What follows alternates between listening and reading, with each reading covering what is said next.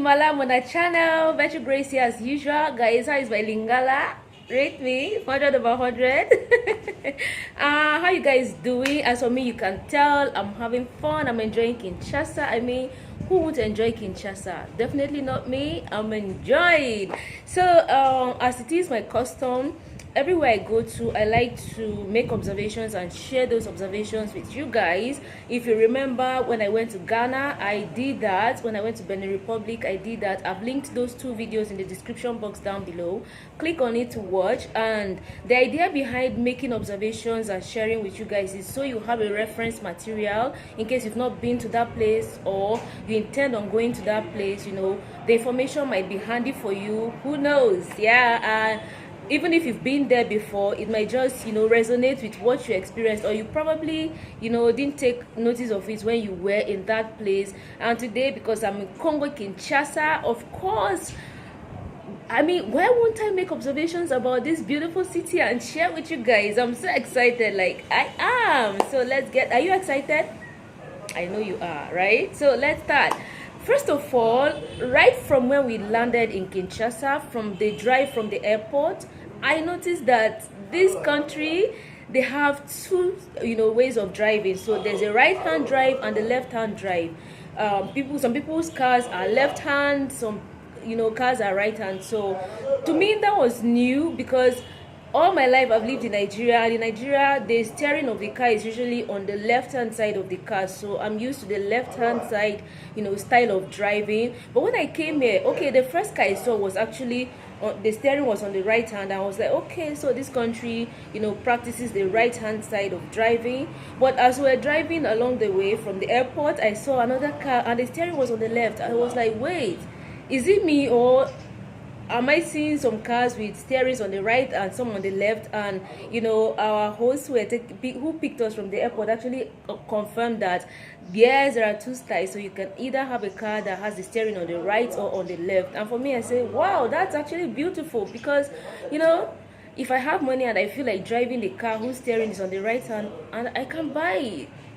What do you think about that, guys? I know for some people it might be confusing, but I saw it as beautiful because, I mean, you could be left-handed, you could be right-handed. You should be able to drive the way you want. As far as you're observing the traffic rules and regulations, you're not violating. I mean, that's beautiful. Diversity, right? I like it. Another thing I observed is, if you're a market goer or you love shopping like I do, I love going to the market. Like, I think one of my happiest things to do is when I'm buying things, you know, with my money.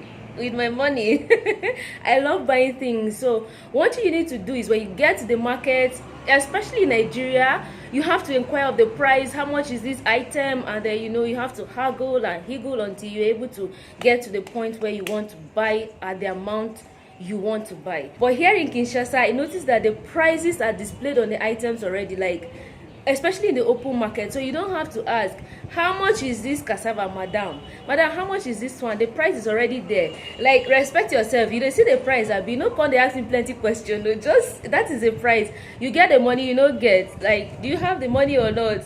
Or Congolese have not attempted price in any way. But tell me, when the prices are displayed like that, do you still haggle and get them to beat down the price for you? Or once you see the price displayed like that, that's the amount you have to pay? Well, for some of the things I've bought, the prices that were displayed like that, I just paid that same amount. So I don't know if I had the opportunity to haggle or that's how things are done. So drop a comment, let me know. I know that for traders, it's good because it saves them the energy of, you know, arguing, haggling, and trying to, you know, have that long conversation with customers. But for, you know, for buyers like me, I like to, you know, engage. What do you think? Do you think it's okay, like, for the prices to be displayed for you, as against you inquiring and trying to haggle to get the price beaten down for you? Talking about prices of items displayed, that brings me to the next thing. Another thing I observed about Kinshasa is the fact that you can actually transact in dollars. Like, how cool is that? Is that cool? Drop a comment, because where I come from, it is not allowed to transact business in dollars. So you have to transact business in the local currency, which is Naira. But here in Kinshasa, the people accept payment in dollars. You can actually pay for taxes, pay for food, pay for electricity. You can buy units, buy everything in dollars if you don't have the local currency, which is the Congolese franc. Like, what do you think about that, guys? I find it confusing, because if I understand that 2,000 Congolese franc is equals to $1. So I know that I change my money into the local currency and I use it. There was a day I ran out of the local currency, which is the Congolese franc, and I had just dollars on me. I had to make payment. I was confused, that trying to process the value of the transaction and how much balance I'm going to be giving and all. I was a bit confused. So Congolese, how do you manage that? Like, you use two currencies at the same time. How easy or difficult is that for you? I would like to know. I felt like maybe it was difficult for me because I'm getting to use this system of transaction for the first time. But how is it like for you? Is it very easy for you? I bet it should be. Drop a comment. I'm curious to know. Like, I really want to know. I know that the world is fast becoming, or has fast become, a global village. Technology has taken over. We do literally everything with technology. But one thing I did know that technology is already doing is controlling traffic. So when I got to Kinshasa, I was so pleasantly surprised to find that robots actually control traffic in Kinshasa. So when you go to some roundabouts, like the roundabout around the stadium and the other one around the People's Parliament, that roundabout there, the People's Palace or the People's House, that Parliament, yes, there's another roundabout there, and a robot controls traffic there. Those are the two places I saw, robots controlling traffic, and I found it just so cool. Like, oh, that's cool. No need keeping people under the sun, because I know in some countries you have human beings who control traffic. The traffic wardens, they have to stand under the sun. They are beating. As much as some of them are very, very entertaining, like you find them controlling traffic in a way that is so entertaining and fascinating, sometimes I feel like it could get tiring, especially if they are doing it under the sun. But here you have robots, so the robots just rotate and give you direction, either to stop or to go. Like, how cool is that? But some people would argue that, well, robots are taking over our job. So what do you think about that? What do you think about it? Drop a comment. I'm just curious to know. Have you been to Kinshasa? Have you seen those robots controlling traffic? What do you think? Drop a comment. Monday we go to school. Tuesday we go to school. Saturday we stay at home. You might be wondering why I'm singing that song. That's because growing up, we went to school Monday to Friday, and then Saturdays we stayed at home.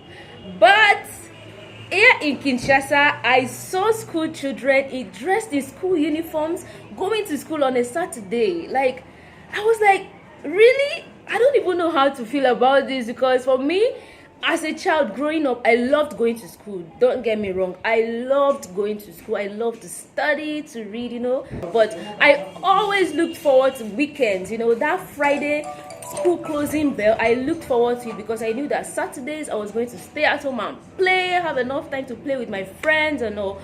But here I saw school children going to school on Saturday enthusiastically. That I need to emphasize that. Enthusiastically. It wasn't like they felt grudgingly about it. So is it a practice that has been on for a long time in Kinshasa or in the DRC? Is it a particular school? I'm curious to know. Congolese, drop a comment, let me know. You watching this video, growing up, did you go to school on Saturday? I want to know. I'm curious. And how is it like? It's an experience I would love to have. Will I? Now? Probably now, but not as a child growing up. But now, I'm curious to know how it is like. So drop a comment. Or is it just because of the COVID situation? Something like that. I like to know. Drop a comment, guys. Another one is the fact that bread is sold openly like this in Kinshasa. I noticed it several places you go. It's either they're hawking it on the head, or they sit stationed in one place selling bread like this. Actually, bread is called pain in French or lipa in Lingala. So it's sold like this openly, and when you buy, they actually put it in a nylon bag for you. So I find that also quite different. This should have probably been the first observation. Like, coming from Lagos, Nigeria, I can't help but see the similarities between Kinshasa and Lagos. I mean, the yellow buses, the traffic gridlock, the people, many people, the clamor for vehicles at close of work in the evening. Everything's just similar. Like, Lagosians would live here comfortably. So basically that's it. Probably made so many observations, but those are the few that I felt like were so like outstanding and I should share with you. Maybe there's some I missed, so drop a comment. Are there other things you need for me to look out for, maybe share in my next video or something? Drop a comment, I would like to know. If you've enjoyed this video the way I've enjoyed sharing with you guys, drop a comment, like, share this video, okay? And don't forget to subscribe if you've not subscribed already. Like, if you've not clicked the bell, what are you waiting for? What? Drop a comment, like, share, subscribe, to all those good things. I'll see you guys in my next video. Bye. Mboka Elengi, Koko. I'm having fun. Bye.